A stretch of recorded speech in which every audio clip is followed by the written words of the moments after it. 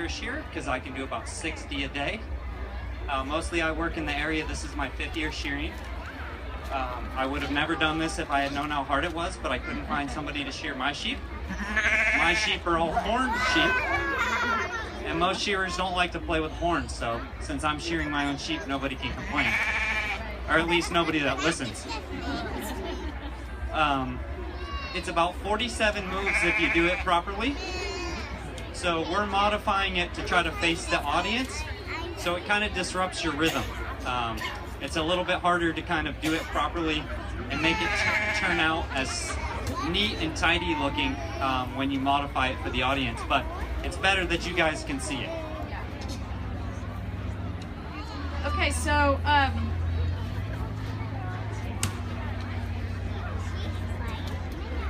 there's like just like probably like hundreds of different breeds of sheep, and their wool has different purposes. So these sheep here that we're shearing today are our Dorset sheep.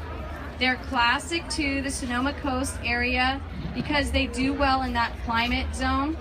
They're good for both meat and wool.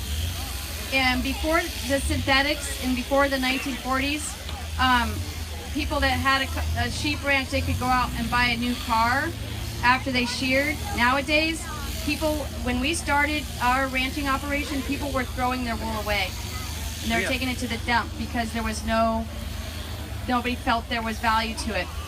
And we started our bedding business about 12, 13 years ago, and the Dorset wool is fantastic for bedding. It's soft, it's fluffy. It also makes great yarn. It's a really good all-purpose. And then there's like, one of the things we're learning about from the mill is there's 2 different worlds of wool.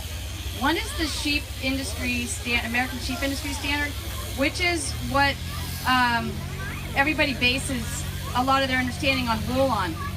And one of the things that happened, one of the reasons why the wool market fell out in the 40s and a lot of the mills went out of business was because the United States started buying wool from New Zealand and Australia. And one of the reasons why they did that is because New Zealand and Australia was just coming out with cleaner wool. And what I mean by that is they were shearing way cleaner. They just had much higher standards at shearing time about how clean you keep your surface and things like that.